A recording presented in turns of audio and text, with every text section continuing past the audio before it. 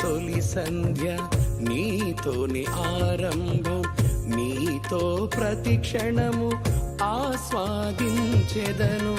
జీవనమలి సంధ్య నీతోని సహవాసం, కలనైన మరువను నీ సాచర్యము. సర్వాధికారియు నిరంతర స్తోత్రార్హుడు యేసుక్రీస్తు ప్రభు వారి ప్రశస్త నామంలో ఉదయకాలపు వర్తమానాల కొరకు ఎదురు చూస్తున్న మీ అందరికీ ఇమాన్యుయల్ మినిస్ట్రీస్ తరపున మా శుభాభివందనాలు తెలియచేస్తున్నాను. క్రీస్తునందు మాకు అత్యంత ప్రియమైన దైవజనాంగమ, ఎన్నో దినాల నుండి ప్రార్థిస్తూ ఎదురు చూస్తూ వచ్చిన దినాలు రానే వచ్చాయి. ఈ రోజు నుండి అనగా 2025 సంవత్సరం ఫిబ్రవరి నెల 7, 8, 9 తారీఖుల్లో అనగా శుక్ర, శని, ఆదివారాల్లో మెట్రో గ్రౌండ్స్ కూకట్పల్లి నందు ఇమాన్యుయల్ మినిస్ట్రీస్ యాన్యువల్ కన్వెన్షన్స్ ఏర్పాటు చేయటం జరిగింది. మిమ్మలను మీ కుటుంబాలను ఇమాన్యుయల్ మినిస్ట్రీస్ తరపున ప్రేమపూర్వకంగా ఆహ్వానిస్తూ ఉన్నాం. ఈ చుట్టుపక్కల ప్రాంతాల్లో చక్కటి హోటల్స్ ఉన్నాయి. ఉండగలిగితే హోటల్స్లో ఉండండి. లేదు మందిరంలో ఉండాలని మీరు ఆశపడితే ధారాళంగా మీరు మందిరంలో ఉండొచ్చు.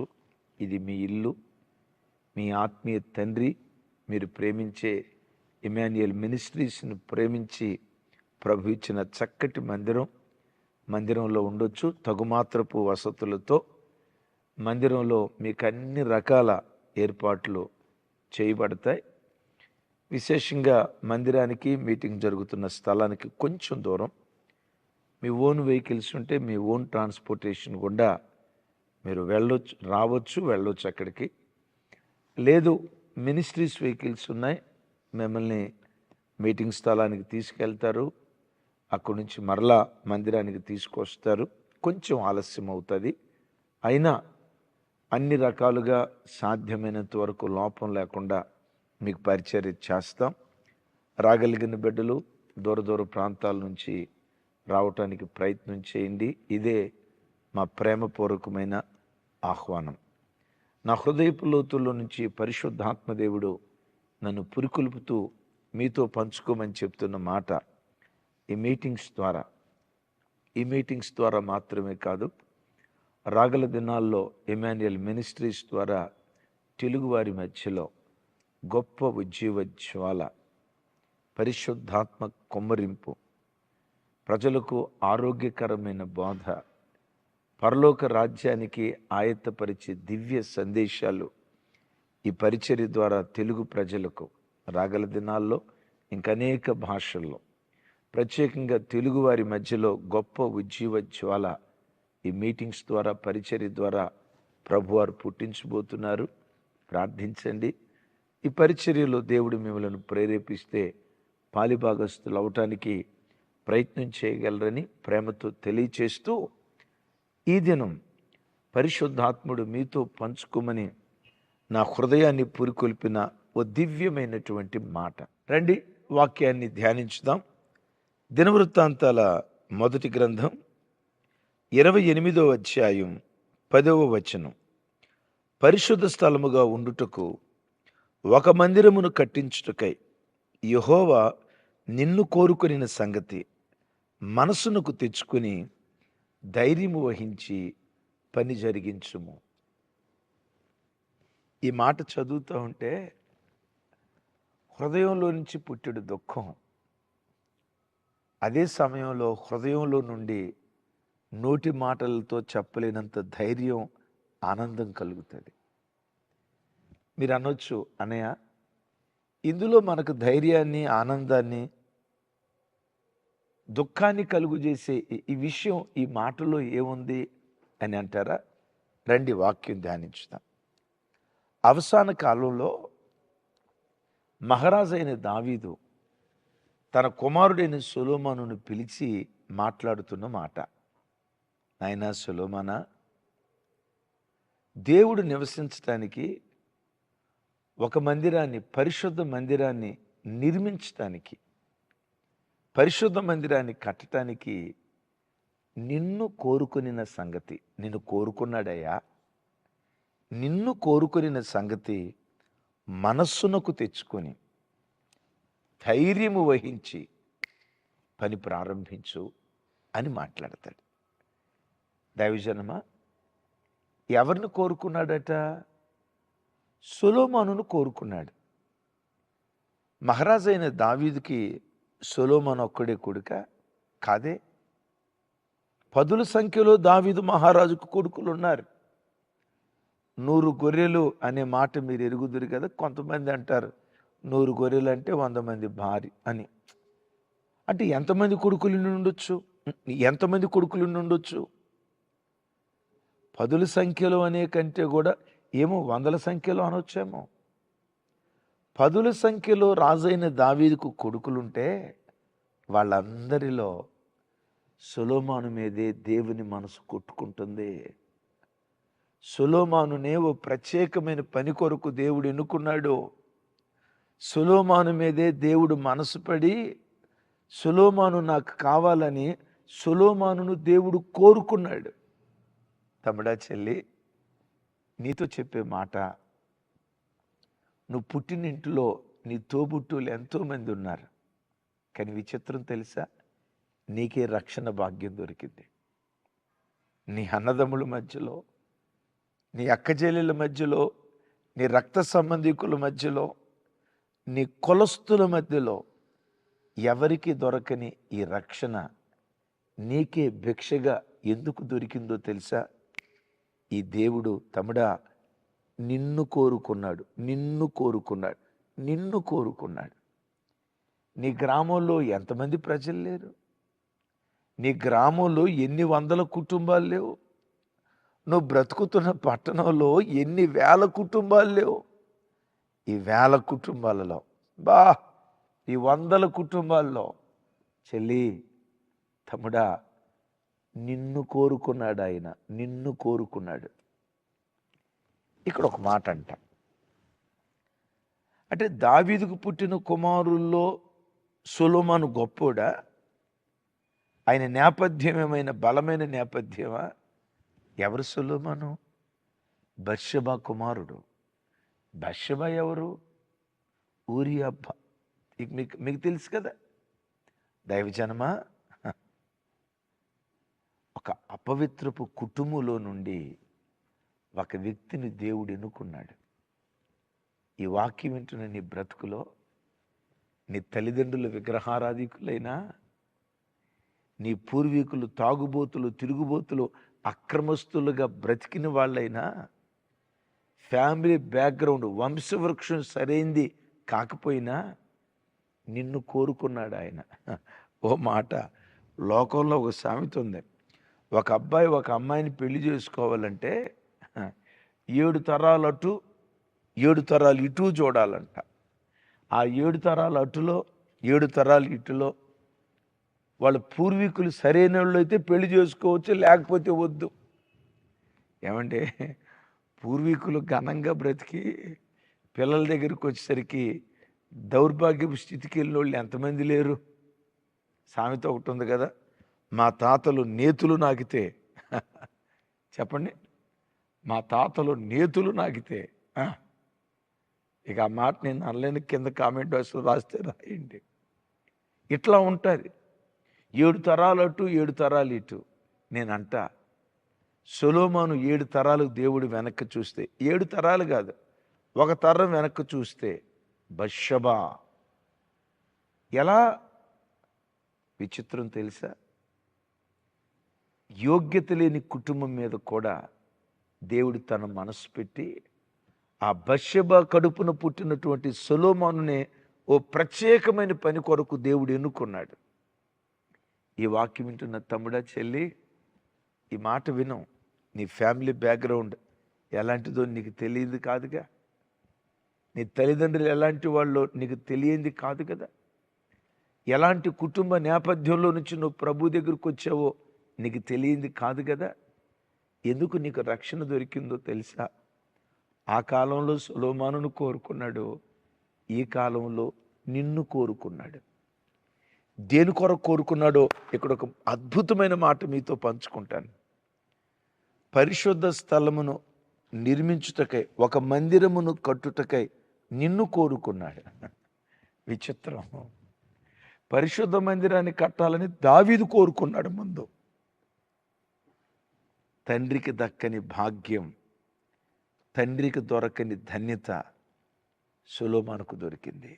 బా తమ్ముడా, నీకు తెలుసా, నీ పూర్వీకుల్లో, నీ తల్లిదండ్రుల్లో ఎవరిని దీవించనంతగా నిన్ను దీవించాలని దేవుడు కోరుకున్నాడు.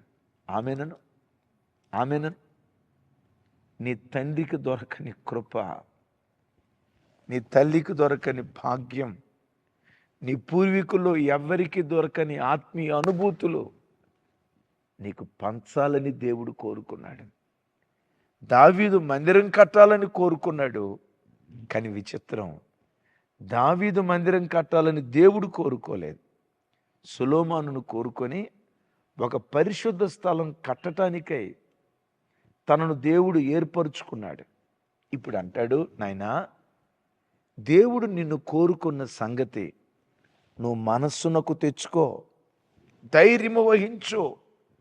ఈరోజు వాక్యం వింటున్న బిడ్డ, నిన్ను దేవుడు కోరుకున్న సంగతి పదే పదే మనసుకు తెచ్చుకో. వాళ్ళు ప్రేమించలేదు, వీళ్ళు ప్రేమించలేదు, నన్ను అందరూ చూసి దరిద్రుడు అంటున్నారు, నన్ను ఎవరూ కోరుకోవట్లేదు, నన్ను ఎవరూ ఇష్టపడలేదు. చివరికి కట్టుకున్న భర్త ప్రేమకు కూడా నేను నోచుకోలేకపోయానయ్యా. చివరికి కడుపును పుట్టిన బిడ్డల ప్రేమకు కూడా నేను నోచుకోలేకపోయానయ్యా. చివరికి కన్న తల్లిదండ్రుల ప్రేమకు కూడా నేను నోచుకోలేకపోయానయ్యా. నన్ను కోరుకునే వాళ్ళు ఎవరూ లేరు, నన్ను ప్రేమించే వాళ్ళు ఎవరూ లేరని పదే పదే ఇది మనసుకు తెచ్చుకొని ఒక్కడివే కుమిలి కుమిలి ఏడుస్తున్నావా? వదిలేయి. ఆలోచన నీ మనసులో నుంచి తీసేయి. అద్భుతం. భార్య నిన్ను కోరుకోకపోయినా, భర్త నిన్ను కోరుకోకపోయినా, లోకంలో ఏ మనుషుడు నిన్ను కోరుకోకపోయినా, భూమి ఆకాశాలు పట్టజాలని మహాదేవుడు నిన్ను కోరుకున్నాడు. నీ కుటుంబాన్ని కోరుకున్నాడు అన్న సంగతి నువ్వు మనస్సునకు తెచ్చుకొని ధైర్యంగా బ్రతకటం ప్రారంభించు.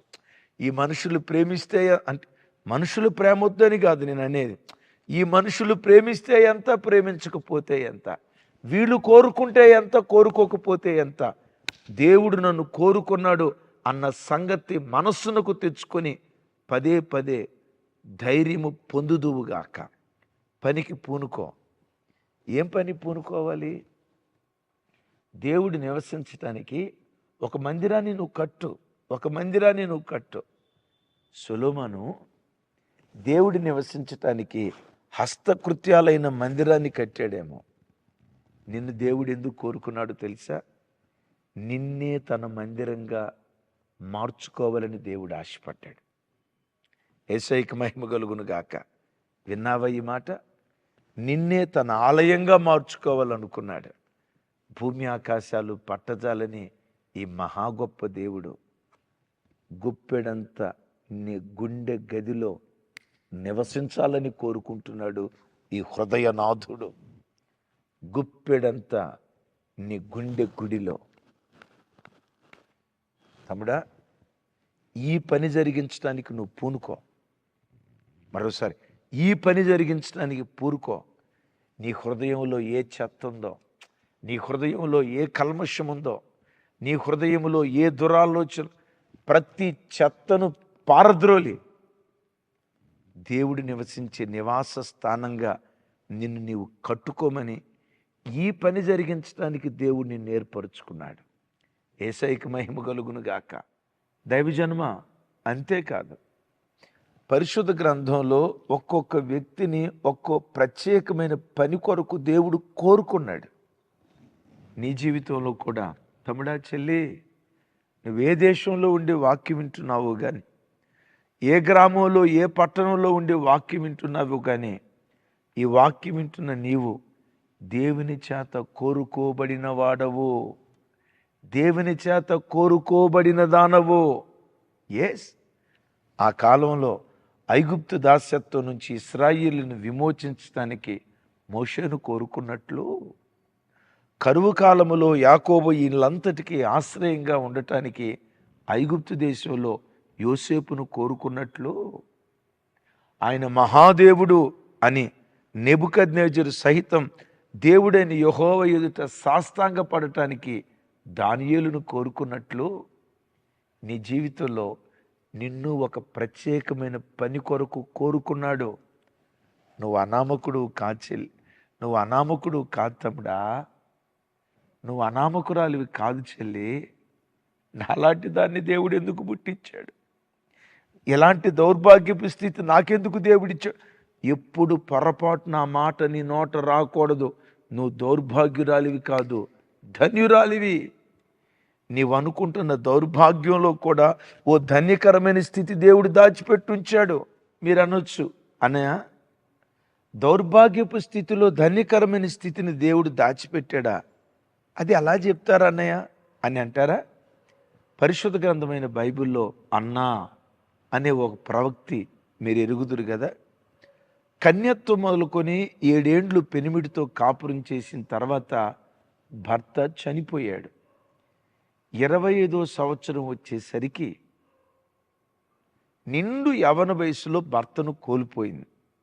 సంతానం లేదు. ఒకవైపు విధవరాలు, మరొక వైపు గుడ్రాలు. చూసిన వాళ్ళంతా అనుకోవచ్చు, ఆవిడ కూడా అనుకోవచ్చు, నా బ్రతికేంటి ఎలా అయిపోయిందని. అయితే విచిత్రం, తనను కోరుకున్న సంగతి ఆ తల్లి ఎరిగి ఆ వయసులో తాను తీసుకున్న నిండు యవ్వన వయసులో తీసుకున్న నిర్ణయం ఏంటో తెలుసా? దేవుని మందిరానికి వచ్చి ప్రార్థన చేయాలనుకుంది. మందిరానికి వచ్చింది. 84 సంవత్సరాలు దేవుని మందిరాన్ని విడవక రేయింబవళ్ళు ఉపవాసంతో ప్రార్థనతో దేవునికి సేవ చేయుచుండెను అని బైబిల్లో రాయబడి. నేనంట మందిరంలో అడుగుపెట్టేటప్పుడు విధవరాలుగా అడుగుపెట్టింది. ఆ తర్వాత కాలంలో దేశానికి ప్రవక్తిగా మిగిలిపోయింది. ఇక్కడ మీతో ఒక మాట చెప్పమంటారా? ఒకవేళ భర్తే గనక బ్రతుకుంటే, పిల్లలే గనుకుంటే, పిల్లల సేవ, భర్త సేవ, భర్త సేవ, పిల్లల సేవ చేసుకుంటూ ఒక సాధారణమైన గృహిణిగా తాను మిగిలిపోయేది. బైబిల్ చరిత్ర పుటల్లో ఆవిడ పేరు ఎందుకు రాసి ఉండేది? వింటున్నారా? ఆ తల్లి ఏమనుకుందో తెలుసా? ఇక నా శేష జీవితం దేవుని సేవలో తరించాలి, అనేకుల కొరకు ప్రార్థించాలి, కన్నీళ్ళు విడవాలి, రోధించే తల్లిగా దేవుని కొరకు నేను బ్రతకాలి అని తీర్మానం చేసుకొని ప్రార్థన కొరకు తను దేవునికి సమర్పించుకుంది. యేసయ్యకు మహిమ కలుగును గాక. తమ్ముడా, చెల్లి, ఈ వాక్యం వింటున్న నీ బ్రతుకులో ఒకవేళ సంతానం లేని స్థితిలో మిగిలిపోయావా? అక్కడ ఇక్కడ సమయాన్ని వృధా చేసుకోవటం ఎందుకు? దేవుని మందిరానికి వచ్చి నశించిపోతున్న ఆత్మల కొరకు, మాలాంటి దైవ సేవకుల కొరకు ఈ భరతగడ్డ క్రీస్తుకు సొంతమగునట్లుగా ప్రపంచ దేశాల్లో గొప్ప ఉజ్జీవ జ్వాల దేవుడు రేకెత్తించినట్లు ప్రార్థన కొరకు నిన్ను నువ్వు ఎందుకు సమర్పించుకోకూడదు? నిన్ను కోరుకున్నాడు ఆయన. ఆమేన్. నీ బలహీనతలు కూడా తన బలం కొరకు దేవుడు వాడుకుంటాడు. నీ దౌర్భాగ్యపు స్థితి అని ప్రజలంటే, ఆ దౌర్భాగ్యపు స్థితిలో కూడా ఒక ధన్యకరమైన స్థితిని దేవుడు దాచించాడు. ఒకవేళ కాళ్ళు చేతులు సరిగ్గా పనిచేయక మంచంలో పడిపోయావా? ప్రభా అవిటిదాన్ని అయిపోయా అని అనుకోకు. ప్రార్థన లిస్టు తీసుకో. ఆ పండుకున్న మంచమేనే ఆ కాగితం అలా పట్టుకొని దేవునికి స్తోత్రాలు చెప్తూ కన్నీళ్ళు విడుస్తూ ప్రార్థన చేయి. చెల్లి, దేవుడు నిన్ను కోరుకున్నాడు. ఓ ప్రత్యేకమైన పని కొరకు దేవుడు కోరుకున్నాడు. ఇర్మియాతో అంటాడు, ఇర్మియా, నీవు నాకు గండ్రగొడ్డలి వంటి వాడవు, యుద్ధాయుధం వంటి వాడవు. రాజ్యములను జలములను విరగొట్టుటకై పడగొట్టుటకై నిన్ను నేను ఏర్పరుచుకున్నాను. ఆమేన్. ఆ కాలంలో భక్తుడైన ఇర్మియాని దేవుడు ఏర్పరుచుకున్నాడు, కోరుకున్నాడు. దేని కొరకు తెలుసా? సాతాను రాజ్యాన్ని కూల్చి దైవరాజ్యాన్ని నిలవబెట్టే ఒక యుద్ధాయుధంగా ఇర్మియాని కోరుకున్నాడు. తమ్ముడా చెల్లి, నిన్ను కోరుకున్నాడు. ఈ భూమి మీద సాతాను రాజ్యం విస్తరిస్తుంది. సాతాను రాజ్యం విస్తరించే ఈ కాలంలో దేవుని చేతుల్లో ఒక యుద్ధాయుధంగా నువ్వు వాడబడుదువుగాక. సాతాను రాజ్యాన్ని కూల్చి దైవరాజ్యాన్ని నిలవబెట్టే ఆ పనిముట్లలో నీవు నీ కుటుంబం ఉండునట్లుగా దేవుడు బలపరుచునుగాక. దేవుడు నిన్ను కోరుకున్నాడు అంటాడు. దావీదు భక్తుడు మాటలు ముగిస్తూ ఓ చక్కటి మాట అంటాడు. చూడండి, దినవృత్తాంతాల మొదటి గ్రంథం 28వ అధ్యాయం 20వ వచనం.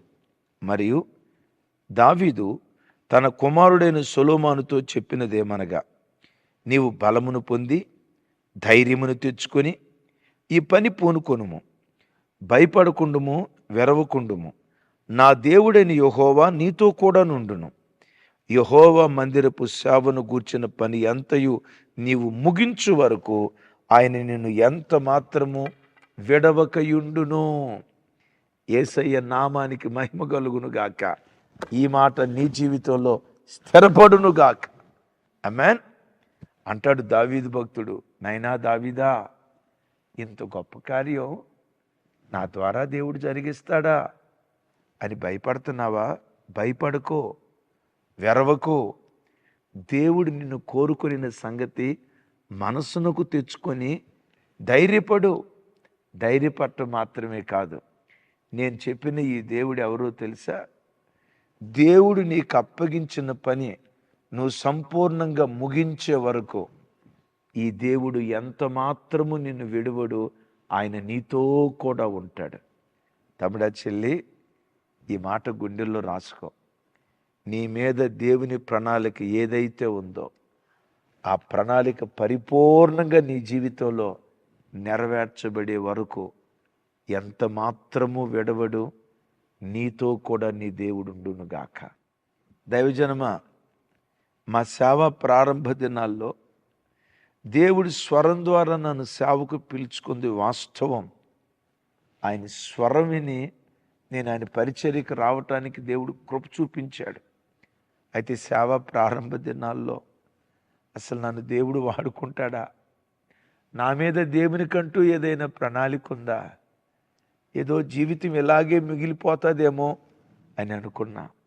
ఈరోజు ఇమాన్యుయల్ మినిస్ట్రీస్ ద్వారా జరుగుతున్న పరిచర్య ఇవన్నీ చూస్తూ ఉంటే ఆయన కోరుకున్న సంగతి నా మనసునకు గుర్తొచ్చి హృదయం పులకరిస్తూ ఉంది. నేనంట, దేవుడి పరిచర్యకు తోడుగా ఉన్నాడు గనుకే గండ్రగొడ్డలి వంటి వాడిగా, యుద్ధాయుధం వంటి వాడిగా తన మహిమ కలిగిన సేవలో సేవకులైన మమ్మల్ని అందరినీ తన మహిమ కొరకు దేవుడు వాడుకుంటూ ఉన్నాడు. నన్ను నిలవబెట్టిన దేవుడు, ఇమాన్యుయల్ మినిస్ట్రీస్ అనే మీ కుటుంబాన్ని నిలవబెట్టిన దేవుడు, లక్షల కొలది కుటుంబాలకు దీవెన కారణంగా మారుస్తూ పరిచర్యను కొనసాగిస్తున్న దేవుడు, నీ మీద దేవునికి ఏ ప్రణాళిక ఉందో ఆ ప్రణాళిక సంపూర్ణంగా నెరవేర్చే వరకు ఎంత మాత్రము నిన్ను విడవడు. ఇది మరోసారి గుర్తుకు తెచ్చుకొని ధైర్యపడు. ఈ పని పూర్తి అయ్యే వరకు నీతో కూడా దేవుడు ఉండునుగాక, నీలో దేవుడుండునుగాక. చెయ్యి పట్టుకుని నా దేవుడు నిన్ను నడిపించునుగాక. ఆమేన్. ప్రార్థన చేస్తాను, కళ్ళు మూసుకుందాం. తండ్రి, ఈ దినం మీరు మాతో మాట్లాడిన మాటకై స్తోత్రాలు. మేము మీ చేత కోరుకోబడిన ప్రజలం. మా యోగ్యతను బట్టి కాదు, మీ కృపను బట్టి ఈ వాక్యమైన ప్రతి బిడ్డ హృదయం పులకరించున్నట్లుగా, హృదయానందంతో కేకలు వేస్తూ స్తుతించినట్లుగా ఒక్కొక్క బిడ్డ పట్ల యేసు నామములో మీరు కార్యం చేయుదురుగాక. ఈ బిడ్డలను మీరు కోరుకున్న సంగతి మనస్సునకు తెచ్చుకొని పని జరిగించుటకు, ధైర్యం తెచ్చుకున్నటకు, పూనుకొనుటకు కృప చూపించండి. ఈ బిడ్డలతో కూడా మీరున్నందుకు స్తోత్రాలు. ఏ పని కొరకు మీరు కోరుకున్నారో ఆ పని సంపూర్ణమయ్యే వరకు నువ్వు విడవని దేవునిగా ఉన్నందుకు స్తోత్రాలు. పరలోకం చేరే వరకు మీరు మమ్మను విడవరయ్యా. మీరు మమ్మను కోరుకున్నారు. ఈ సంగతి ప్రజలు మనస్సునకు తెచ్చుకొని ధైర్యంతో సాగిపోయే కృప దయచేయమని సమస్త ఘనత మహిమ ప్రభావాలు మీకే ఆరోపిస్తూ యేసు నామం పేరిట ప్రార్థించి స్తుతించి పొంది ఉన్నాను తండ్రి, ఆమేన్. తండ్రి అయిన దేవుని ప్రేమ, కుమారుడైన యేసుక్రీస్తు వారి దివ్యకృప, పరిశుద్ధాత్మ దేవుని సహవాసం మనకు సకల పరిశుద్ధులకు సదా తోడయుండి నడిపించునుగాక. ఆమేన్, ఆమేన్, ఆమేన్. మంచిది. ఈరోజు సాయంత్రం 6 గంటలకే మీటింగ్ ప్రారంభించబడుతుంది. కుటుంబాలుగా తరలిరండి. గొప్ప ఉజ్జీవ జ్వాల పరిశుద్ధాత్మ దేవుడు ఈ మీటింగ్స్ ద్వారా తెలుగు ప్రజల మధ్యలో దయగల దేవుడు రగల్ప చేయునుగాక. గొప్ప ఉజ్జీవ జ్వాల దేవుడు పుట్టించునుగాక. Thank you.